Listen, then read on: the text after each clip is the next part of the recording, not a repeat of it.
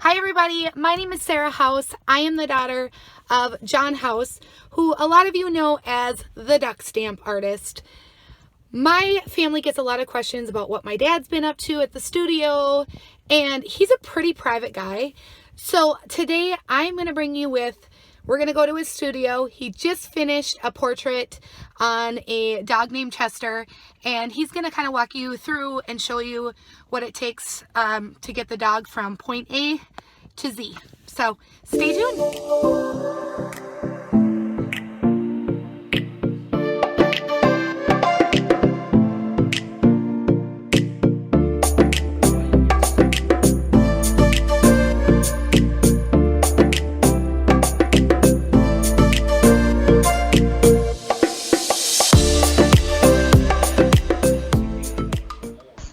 April 3rd. John. Okay. Chester. My daughter Sarah wants me to explain how I do paintings and drawings. So, I'm going to start out with a dog named Chester. We call him Chester the Magnificent. He belongs to a friend of mine. Handsome spaniel. Wanted to paint him. So, I filmed the dog, and then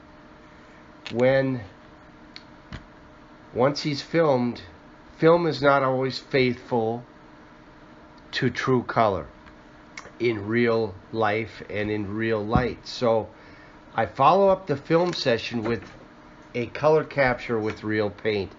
So you'll see that photo here. These are just notes, my notes to myself regarding certain colors, and I discovered which colors were required by looking at the dog and having real paint on site, and that is massively helpful. My paint will be faithful to the subject versus the film, which will be close but not always exact. Secondly, it's not just the camera that's in question, it is the monitor. There's a billion monitors, and so there's a billion different opportunities to be wrong.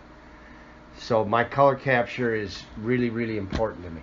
Secondly, you'll see under Chester Proto number 1, I just start with a black and white, and I do gesture lines. You can just see two lines, a vertical and an angular down.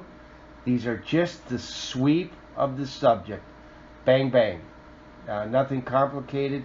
It is my minimal interpretation of that subject. Probably the two most fun strokes in the whole painting, really.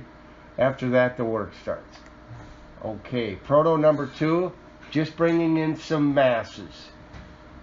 This is, at this point, it doesn't look like a dog or even a human or an earthly, rather, species. It looks like something from another planet. Doesn't matter. Right now we're looking at masses and abstract shapes.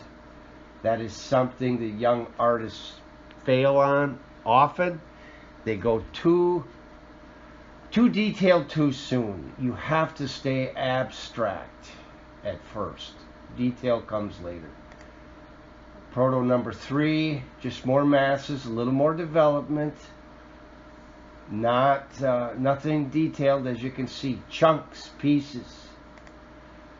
Here we're starting to add a little bit of inner definition. Not a ton, just larger pieces, and they are used to establish proportions. So that's Proto number 4. Proto number 5 is a little further developed. It's still abstract shapes. If you look at it, it's grays and whites. There's no color here. These are just proportions as determined by values. Values being lights and darks. Number 10 is a white. Number 1 is a black, and every gray in between. These are just values used to establish shapes and proportions. Number 6, a little more, it's starting to look like Chester actually. Finally, but I'm in no hurry. There's a process that you cannot rush. So that's number 6. And it doesn't say, I didn't number it as number 7, but by golly, there's Chester, isn't it? It's still abstract. If you were to zoom in, you would see 0 fine detail, no texture strokes. Everything is just representative. That's an important word. Everything here is just representative of reality. It is not reality. It is representative of reality as built by chunks and pieces. So that's the Grassai, the oil study, the prototype. Next is the color. We're going to go from the Grassai to the color prototype. So you know what? I do not have that in it. That was not filmed developmentally. So we just have one, and that is the color version of the Grassai. Grassai meaning gray studies. It's a French word. That was the first thing we went through. Then this is just the color version of that. If you zoomed in, you would not see any fine detail. These are just representative chunks and big pieces. So that's the color proto. And what you do with the color proto, which is kind of important, is you develop your color scheme. Should that backwoods, the woods behind the dog's head, should that be a reddish gray, a greenish gray, a bluish gray, a violet gray? What bounces off of the grass behind the dog? Should that be a weak yellow, a weak red orange, a weak orange, a weak yellow orange? What bounces off the dog well? These are cards in your hand that must be made to be attractive when bouncing off each other. So that's the purpose of this color proto, is to play around with color and get your cards right. Then finally, the actual portrait. So as you can see, I transferred the pattern to a panel, and I paint on panel. I do not paint on canvas. I don't like the feel of it. I don't like the bounce and give. I like rigid, so I can kind of control the paint better. I transferred the pattern. As you can see from the Grassai, I never trace. I draw from scratch. I draw from square one, starting at 0. That's just a professional pride thing. That was hard to learn, but I learned it. And but once true to artists through the last 200, 300, 400 years, once you have done your study, you are allowed to transfer a pattern using a grid system that is legitimate. That's not tracing. When you build your own pattern, you are allowed, so to speak, to, when you build your own original drawing, you are allowed to grid up and transfer the pattern of any size to the final canvas or panel. So that's what I've done. You can see those lines. I made it the size I wanted. It's larger than the Grassai study and the color study. So there's the beginning of the portrait. There's his head. It says number 1. His head is coming in. These are just masses, just blocked in. No definition. There it says number 3. I guess the prior one should have said 2. Forgot to change the number. So there's number 3. It's just the dog. Just masses. No definition. Number 4, the background is now in.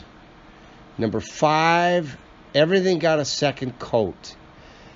And so it is, the color's better and the values are better. Still no detail, texture, definition. Just chunks and pieces and masses. Number 6, you can see where the color vastly improved. Everything got a better coat of color, and it is really starting to look good. This is where you play with color until they all work well with each other. There were kids in my class when I was a kid, and on their report card it would say, Billy does not play well with others. That's bad. These colors, these masses have got to work well with each other. So you play and discover and experiment until they do. And that's number 6. You can see that. That's a pretty sweet arrangement of colors, colored chunks. So then number 7, I was so happy with the arrangement of colors on number 6 that I just went and number 7 is the final portrait. So there it is. There's finally, you young artists, you impatient artists had better wake up to the reality that detail comes last. Don't start there. You're wasting your time. You can see this is full of detail now, but it's the end. That's where it belongs. That's where it comes in. So we have a beautiful portrait, and then very last I was